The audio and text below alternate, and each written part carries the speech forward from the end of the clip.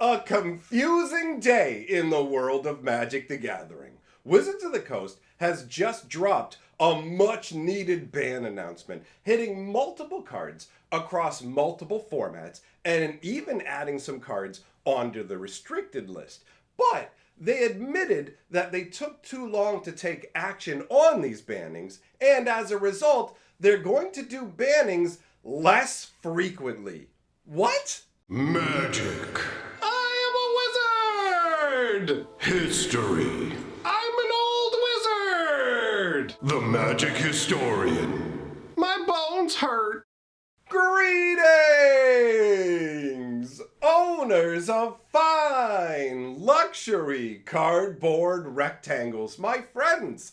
I hope the day finds you well because we have gathered for a head-scratching installment of Mega Magic News. We've got the August 26th banned and restricted update to discuss.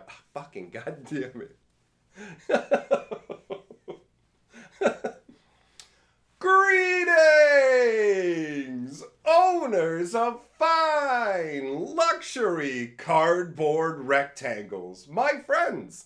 I hope the day finds you well because we have gathered for a real head-scratching installment of Mega Magic News. We're covering the August 26th banned and restricted update. One of the cards that's being banned today actually has an entire separate article written about it, and you absolutely have to see some of the language that they are using, and ultimately it's a window into the ridiculous process that is now used for designing card sets. So let's go take a look now at what Wizards of the Coast has to say. The article starts out with an updated banned and restricted announcement cadence. It says, today, we're going to start off by addressing an issue we've had with the timing of our banned and restricted announcements.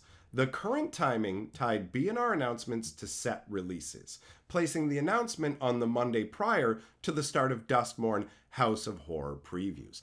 This is crazy. Wizards of the Coast told us that they basically wanted to have a 3-week window after every set release to kind of feel out how that set is impacting different formats. For Standard, they only want to do one Standard banning a year because somehow they believe that's the major problem with Standard and not the completely unbalanced way they've been approaching Magic the Gathering. And so now we see that with their insanely rushed pace, they're talking about how, well, this banned and restricted announcement would coincide with the actual previews of our next coming set because Duskmourn and Bloomborough are crammed together into less than 2 months between their release dates, which is absolutely mind-blowing for Standard sets. So, it says the goal in doing so was to make sure each set had proper context for evaluating new cards and to provide fewer points where decks would change. However, this timing did not take into account the timing of our competitive play seasons, namely regional championships, regional qualifiers, and the Pro Tour. This speaks very heavily to how Wizards' main focus is Commander and just going, well, we don't have to worry about too much. The game is all casual now, but at the same time, we want to build up our competitive levels and not really worry about managing them properly. And that has come back to cause some real problems. The article continues. This led to B&R announcements that occurred in the middle of competitive seasons, or, as we just saw with the most recent announcement on June 24th, they can occur the week of the Pro Tour.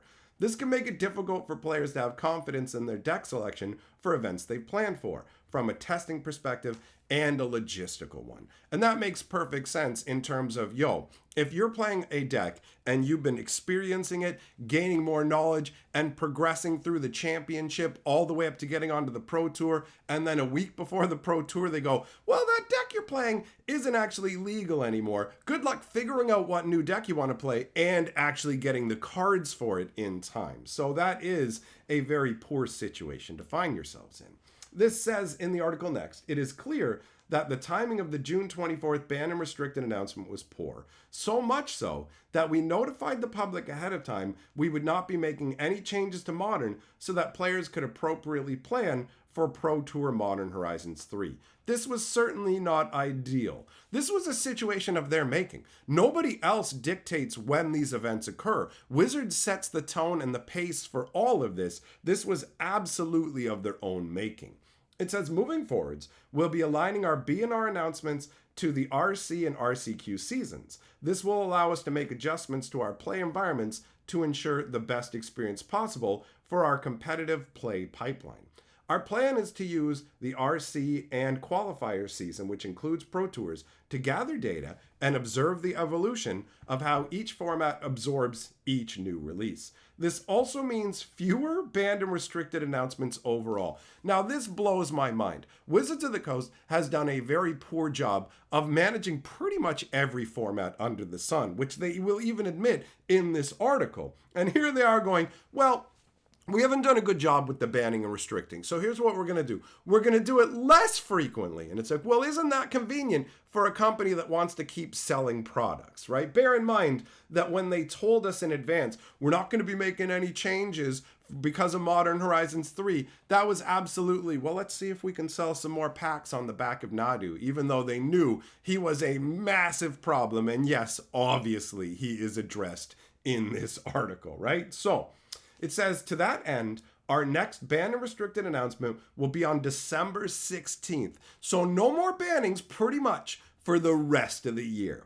It's worth noting that we don't plan on changing the current standard B&R philosophy. So again, they're going to leave it to one window per year unless some kind of emergency pops up, right? Now, moving on to standard, this basically just talks about how standard is fine. It's saying from their perspective, standard has no real issues. They go on to highlight a few different things like, oh, we're saying, hey, look, Rakdos Lizards is a brand new thing that's getting tried out, and getting rid of part of the domain strategy has somewhat altered things, but the deck looks like it's in an okay place. Ultimately, there's not much of interest going on with standard, so we're going to move on to where the real action is happening, which is pretty much everywhere else. So we've got the Pioneer announcement where Amalia has been banned. Amalia Benavides Aguirre is banned. It just feels like such a weird name for a Magic card. Normally you'd have the name and then comma, Amalia, Smasher of Faces, Amalia, Ruiner of Metas, right?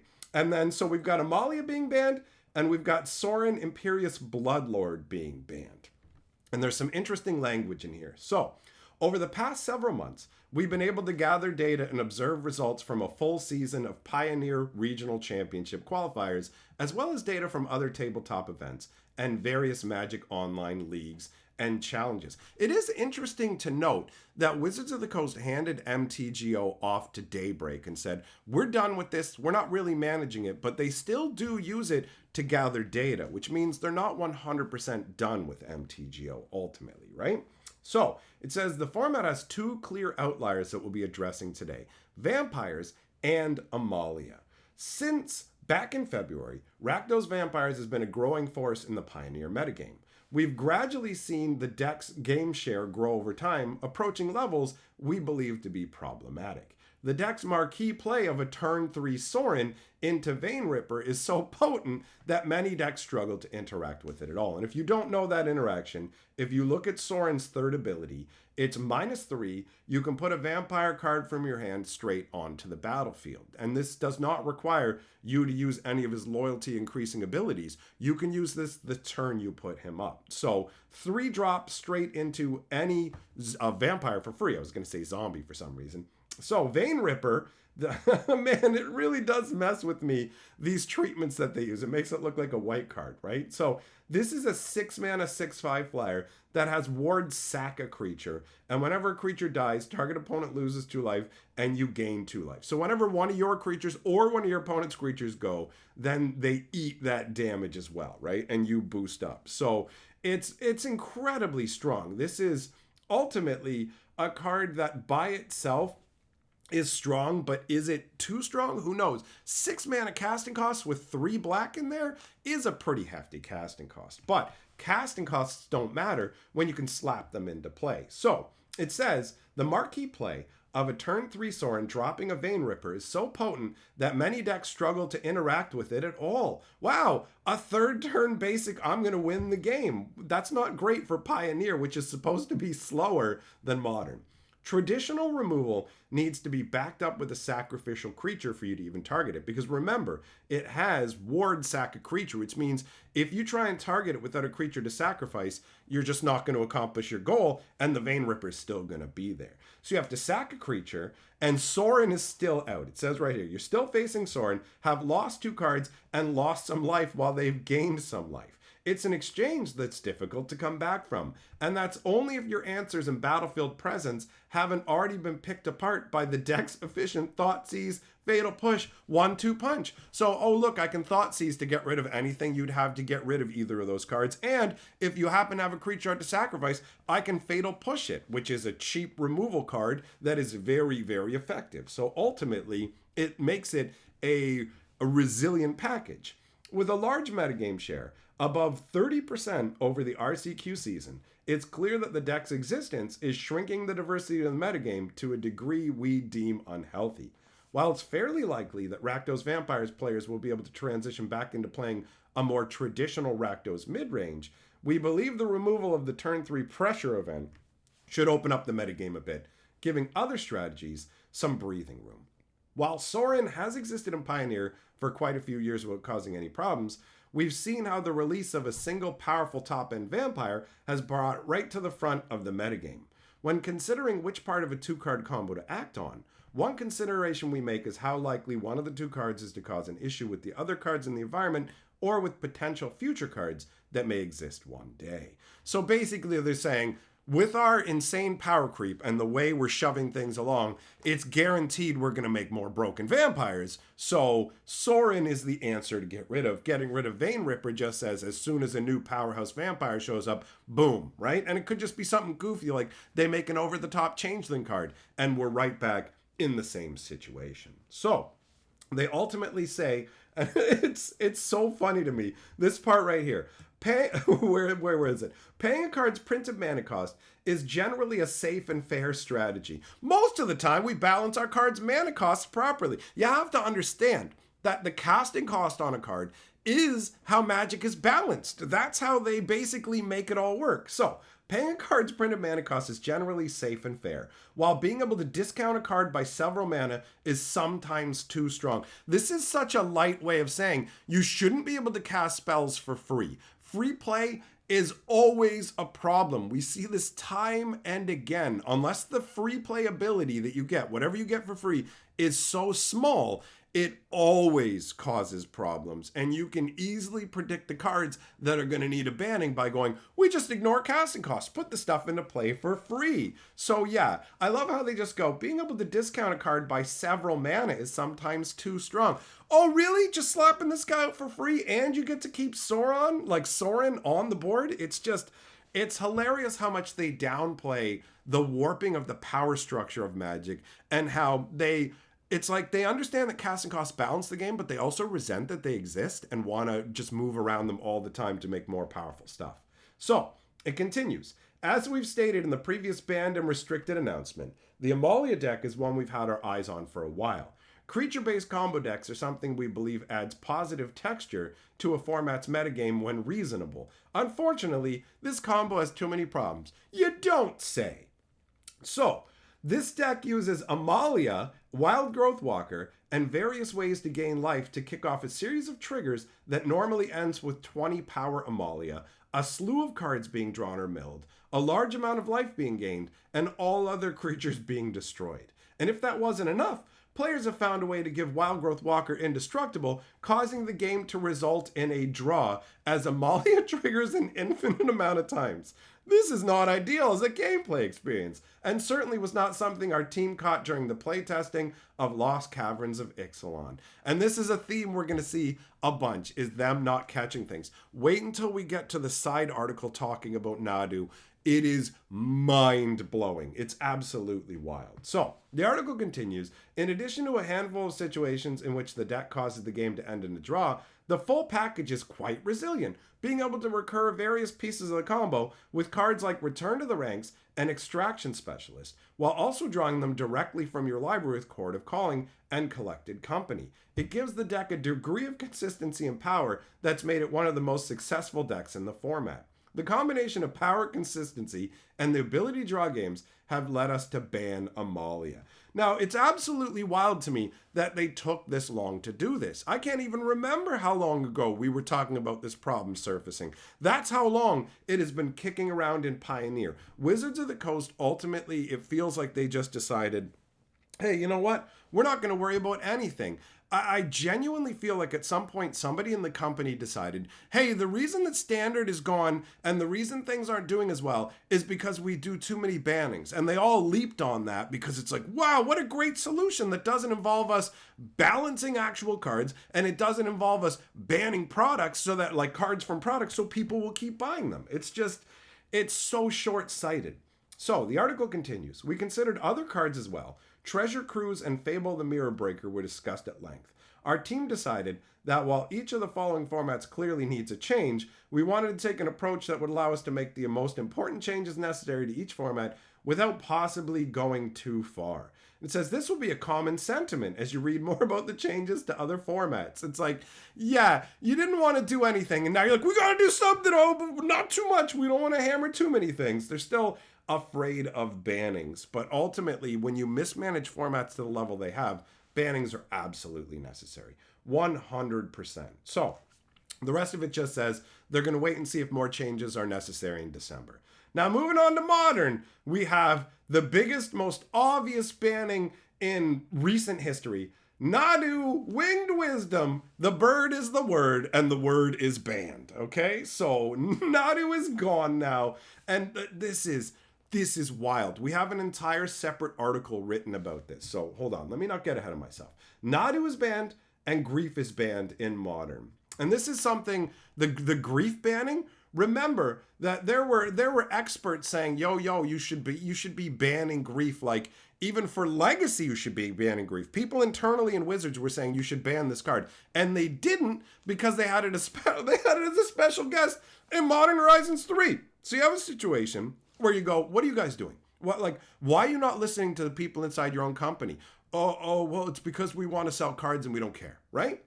So, as mentioned in the opening section of this article, the timing of the previous BNR announcement was poor. We believe it's important that players know when to expect changes to formats. As such, we thought it was important to stay committed to the announcement dates we promised. Yeah, we promised these dates, but then when they came around, we went, oh, it's too close to something. We're going to see what the rotation changes. Oops, it's too close to a tournament. It's almost like they did it on purpose, where they wanted us to think we have a strong hand on the wheel, but they were just like, ha ha, the ship's going into the rocks, punks. We got that money, baby. Anyways, so it says the date leading up to the week of the Modern Pro Tour in Amsterdam was simply too early and would have served us all better being a few weeks after that event instead. This caused the last month and a half of Modern to be fairly stagnant, let's say entirely stagnant. Players knew we were likely to ban Nadu on the next opportunity, but they also knew the best chance to win an event was likely playing with Nadu. It was a poor experience for players, stores, and tournament organizers. Also, I want you to understand that it wasn't just players that knew this, right? Players knew, also Wizards knew. Nadu was going to need to get banned, but we're not banning him yet because ultimately the gross underlying goal that Wizards had here was to spike a bunch of sales and go, well, you got to get Nadus because you need them for this event. You want to be competitive for it. Sure, they're going to be banned in the future, but do you want to lose now? You're going to have to face against Nadu, so you may as well go in with that. I 100% believe that's absolutely what their mentality was. Let's squeeze some more money out of Modern Horizons 3. Who cares about the consequences? But this actually had bigger effects than they thought. It says, with the changes to the cadence of the BNR announcements, we would have likely targeted the end of July before folks started engaging the current Modern RCQ season. While we can't go back in time and remedy that, we can learn from the past and change our approach to the future. Will they, though? Not really. And we can certainly take this time now to address the clear issues with the format. Guys, it's like we didn't know. The reason we did the thing, it was for you guys. It was for you. That's why we did it this way. It's insane.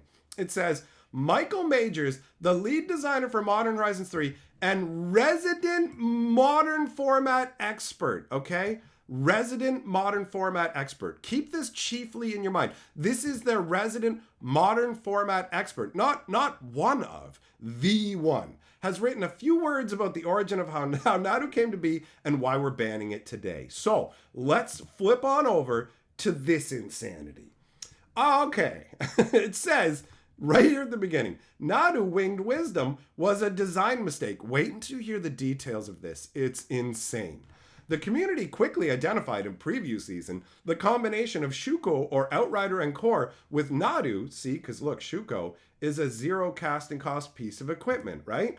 And you look at Nadu and oh look, he's got an ability that will trigger off of things being equipped. Outrider on Core lets you 0 target a creature. Huh, weird. If only they had like, I don't know, some kind of like modern expert who was a resident inside of Wizards of the Coast who could have predicted this sort of thing. It's almost like they're not paying any attention. So it says, Nadu could allow a player to draw their entire library using one of those cards. As one would expect, many early lists were untuned, being either too fragile or using Nadu more as an afterthought than a primary game plan. Before Pro Tour Modern Horizons 3, Nadu was clearly a strong deck, but hadn't quite shown itself as bannable. Really? Really? Okay, sure. As we know, the Pro Tour changed that. The best players in the world had the incentive to tune the deck for the highest possible upside, and they delivered. They removed Thassa's Oracle from the deck and figured out how to handle any situation through a convoluted endurance and Springheart Nantuko loop that could effectively give Nadu players infinite mana and the means to fight through any situation. Like, look at infinite mana and the means to fight through any situation. It's such an amazing screw up. So, including interaction and battlefield sweepers. Interaction meaning anything your opponent could do to you, and board wipes that wiped everything. So, the loop also required demonstrating a complicated series of game actions with a high number of permanents changing zones that resulted in extremely long turns. Half an hour, 20 minutes, 25 minutes, 30 minutes in real life. Forget about like MTGO, where you literally had to run against the clock and hope that it didn't straight up time you out and you lose based on time. In real world Magic, you had to sit there for 20, 25 minutes while the Nadu player just played Magic with themselves. 100% solitaire. The deck was beautifully built and a logistical nightmare. If only we had a modern expert resident at Wizards who could have foresaw this and wasn't the person specifically responsible for the reason it ended up the way it did. The modern expert being the reason that we ended up with this is even crazier. It's not like he was busy on other projects. He was involved with this project. And the card wasn't even designed for modern. I'm getting ahead of myself. The deck dominated the tournament with a 59% win rate, and Simon claimed the Pro Tour trophy. Since then, it's performed worse. Some of this can be attributed to the fact the deck is objectively weaker in online formats. Objectively weaker in online formats because of the timer clock. Like, many players still resort to using Thassa's Oracle, a weak card outside the combo once they've drawn their entire deck, due to the endurance loop being unrealistic under an online timer. The deck is only weaker because of how clunky it is to play on MTGO. That's pathetic. This makes the deck more vulnerable to mulligans and weaker to interaction. Despite that, it continues to be a prevalent part of the winner's metagame on Magic Online and is threatening to put up incredible numbers at RCQs. I wonder why. So, removing another combination card like Shuko or Outrider wouldn't solve the logistical problem that Nadu presents. Even at weaker win rates, he could leverage cards like Lightning Greaves or similar cards. If only we had a resident modern expert who was aware of cards like Lightning Greaves. How can somebody who is an expert of modern be aware of incredibly weak cards like Lightning Greaves that just give your creatures haste and untargetability and equip for 0? There's no way he could have known this. So remember, guys, keep that in mind. So it basically would still be problematic for the long-term enjoyment of tournaments, since it threatens to monopolize people's time, all the while not being fun. So it takes forever and it's not fun. There isn't a compelling argument to preserve the deck, which they desperately looked for, right? They're just like, is there any way, like, I mean, people will keep buying Modern Horizons, so anyways. Now it says, how did we get here? So this is what Nadu was in design. He was a 3-cost 3/4, and you can cast permanent spells as if they had flash. And whenever a permanent you control becomes the target of a spell or ability an opponent controls, reveal the top card of your library. If it's a land, put it on the battlefield. Otherwise, put it into your hand. So Nadu triggered on your opponents doing things, and it gave your permanents flash, right? So it says Nadu is a powerful option against interaction and parts of various banned mid-range strategies throughout our testing, but it wasn't something our group perceived as much more than a role player. For some more context, this is crazy. Modern Horizons testing works differently than typical standard FFL, Future League. The Future League are people who are playing Magic in advance, where basically they know what sets are going to be coming into it, and before they get released, they're playing with them to test them out and find problems to avoid situations like this. So for both Modern Horizons 2 and Modern Horizons 3, we brought in a small group of contractors, so they bring in people from outside, not people who are part of the normal Future League. They bring in a bunch of randoms, and they work on the set in a dedicated sprint. Look at this, a dedicated sprint, otherwise known as a massively rushed product. So, as a collaboration between that group and a small number of play designers, the playtesting time is more dense, as the group is singularly focused on the set without other responsibilities, but shorter in terms of weeks. So we spend far fewer weeks testing the cards from these sets. After the playtesting, there was a series of last-minute checks by the set by various groups. This is the normal operating procedure for every release. It's a series of opportunities for folks from various departments and disciplines to weigh in on every component of the project and give final feedback. While we're sprinting, let's go. In one of these meetings, there was a great deal of concern raised by Nadu's flash granting ability for commander play. After removing the ability, it wasn't clear that the card would have an audience or home, something that's important for every card we make. Ultimately, my intention was to create a build-around aimed at commander play, which resulted in the final text. So get this, they make a super rushed set for Modern. This is a set for Modern, but they're so focused on commander that they're like, okay, we need build-arounds aimed at commander, right? And then this build-around aimed at commander breaks Modern in half. And this is the crazy part. I missed the interaction with 0-mana abilities that are so problematic. I'm the Modern resident expert.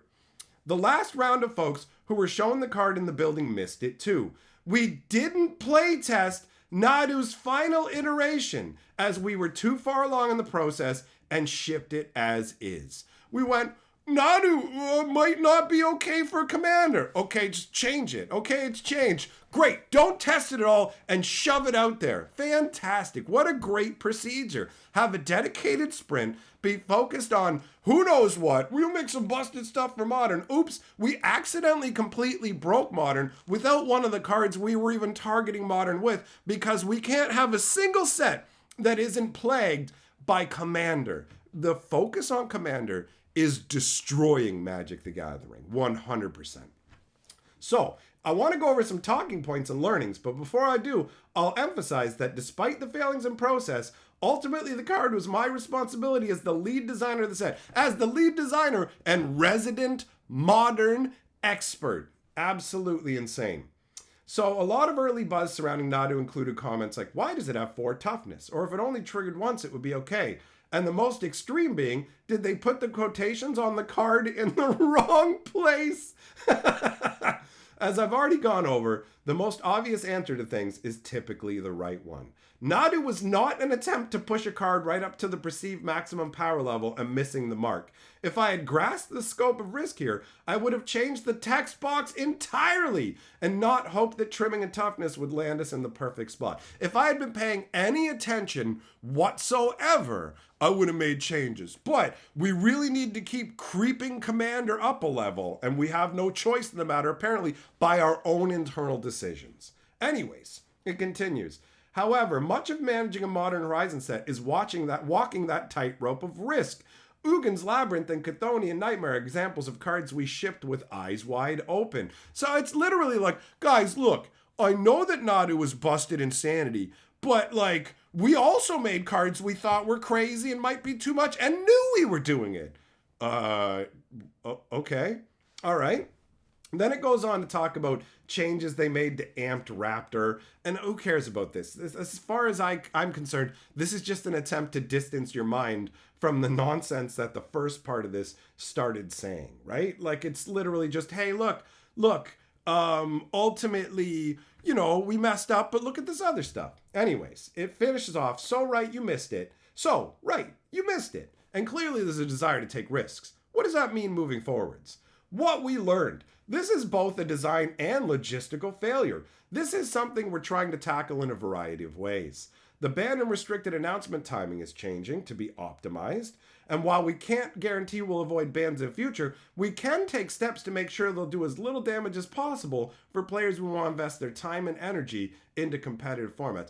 And their money. Let's be very real. On the inside, it's a combination of things. One, at a high level, we want to make sure all relevant groups have time to impact change in a time window that makes sense for the project. This right here is blatant garbage. They're saying, we want to make sure that the relevant groups can make changes. They're not going to, though. There's no room for it. Wizards of the Coast has accelerated things more than ever. The window between Bloomborough and Duskmourn clearly evidences that, right? It's absolutely insane. I have faith that if the current Nadu had been scrutinized while our contractors were actively playtesting, things would have turned out better. Basically, if we had tested the card at all, even slightly, I guarantee our playtesters would have caught it. What about you, Modern Resident Expert? I needed to make a card for Commander because this is Modern Horizons. Also, 2, I'll be putting more effort towards being conservative if I can't draw clear conclusions, as well as encouraging that behavior in others. I didn't know that Shuko was powerful with Nadu. What? However, I was aware that I didn't fully understand the implications of Nadu's text box. I didn't know Nadu was powerful with Shuko, because guess what, guys? I didn't even understand Nadu. I just said, okay, that's good. It's insane. It's insane. I'll conclude by stressing the point that Magic's a game of enormous complexity. We won't get things right all the time or be able to predict how our formats respond. Well, maybe if you test the cards. It's so funny. It's so funny to me. Anyways, that ends this article. Let's return to there's more banning stuff to talk about. Let's talk about another huge mistake. Grief. For some time now, Grief has been maligned as one of the least fun parts of competitive modern events. I wonder why. I wonder why a card that you can, play it for free? That's right. All you have to do is exile a black card from your hand, and then you can play this guy for free. And you get to look at your opponent's hand, choose a non-land card, and get rid of it. Oh, I'll take your best card, sir. And guess what? I'll also reanimate it from my graveyard instantly and do it again. Oh, wow, what a great setup. So, for some time, Grief has been maligned as one of the least fun parts of competitive modern events. Starting the game down 2 or 3 cards from the various 1-mana ways it can be returned is quite brutal. Wizards knew this. They knew this. They had people internally telling them. Like, the hilarious part about the Nadu thing is we sometimes make mistakes and didn't know. But we literally have people inside the company telling them Grief is a mistake, as we've previously talked about in other videos, and they still leave it out because they're just like, yeah, no, I mean, we want the money. Who cares? Who cares what it does to the format? And then they act put upon when they have to ban it. So, having the mulligan's already painful, but being double Grief directly afterwards just exacerbates an already unfun experience. Even outside of mulligans, having a turn 1 answer to a 3 or 4 power menace creature after an opponent's taken away your best cards is asking too much. I love how they try and soften it where it's like, you know, when you have to mulligan, Grief sucks. And then they're like, also, it always sucks no matter what. It's like, yeah, Yeah. While Grief is not currently seeing as much play as it has in the past, it's still a format staple used by several decks. Yeah, so there you go. In the interest of making the format more fun, we're banning Grief today. We certainly considered a few other cards to take action against in this announcement, namely the One Ring. I wonder about a card that's so ubiquitous and insanely powerful. Anyways, it says while it's present in several decks, there's no clear the One Ring deck terrorizing Modern. Look, it may be in a ton of decks, right? It may be having a big effect, but there's not just one deck doing it, so being a unique combination of self-protection and card advantage, it's a strong card that helps prop up several varied strategies. Ultimately, we decided not to act against the One Ring. I wonder if it's because they haven't fully sold through all their Lord of the Rings stuff, right? And I wonder if we're definitely going to see a One Ring ban soon, right? December? Who knows? Maybe a little bit after December, the next ban announcement. There's no way the One Ring's not getting banned because it's way too strong. So, anyways, it says, we'll see how the format evolves after this change. We'll continue to observe and evaluate the health of Modern to see what's necessary in the future. On a more positive note, despite Nadu overshadowing much of the potential of what players can explore with the addition of Modern Horizons 3, we've seen a few non-Nadu cards and strategies find success. And then it just talks about Energy and Eldrazi decks. As they're like, we've seen some stuff, do some stuff, it's okay, we swear. Moving on to Legacy, Grief is banned. Geez, I wonder why. Legacy can take a lot of power. The format sees plays with some of the game's most powerful cards, but regardless how powerful your cards are, you need to be able to cast them to take advantage. And much like in Modern, Grief prevents players from being able to do that. This really just sums up the fact that Legacy has access to even better reanimation to get Grief back more effectively, and thus it's absolutely busted, right? So they talked about how they looked at Psychic Frog and some other things, but at the end of the day, Grief had to go. And remember, Modern Horizons 3 hasn't sold through enough. Wizards absolutely doesn't want to do this, but they have to accept the fact that they've sat there waffling for way too long and they've damaged so many formats. Standard is the only one that they feel is doing okay, and that's debatable, right? Moving on to Vintage, here's where we have some restrictions. This is a little bit different, right? We've got Urza's Saga being restricted and Vexing Bauble being restricted. So, since the removal of Lurrus of the Dream Den from the very selective Vintage ban list in 2021, Companion has been a growing part of the Vintage metagame. As a format, Vintage tends to evolve slower than others, generally taking quite some time to show obvious signs of needing maintenance. In fact, aside from the recent banning of sticker and attraction cards, the last few changes made to the format involved unbanning and unrestricting. Wizards of the Coast doesn't take as much action on the older formats as well because there's not that much money in it for them. There's not that much they can sell to those players, right? So, Lurrus decks featuring Urza Saga have had the top spot in the metagame for over the past year or so, often with representatives taking multiple spots in top 8s, both in tabletop and MTGO. While Lurrus Saga is widely regarded as the top strategy, the opportunity cost of playing 4 copies of Urza Saga in the format is simply too low. Nearly all decks run a suite of artifacts that cost 0 or 1 mana. From Mishra's Workshop decks to Tinker decks, a number of strategies leverage this powerful land without narrowing their game plan.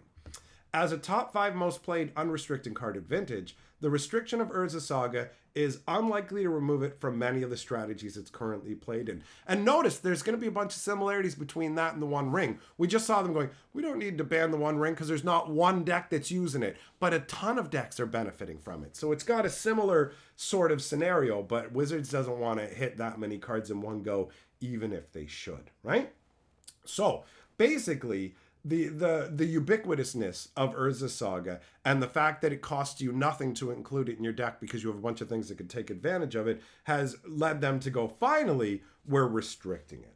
And then Vexing Bauble, which is new on the scene, just like Nadu is, right?